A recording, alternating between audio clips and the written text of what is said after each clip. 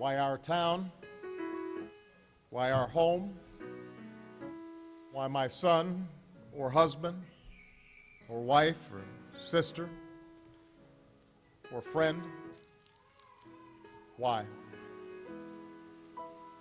God allows things to happen and we don't know why.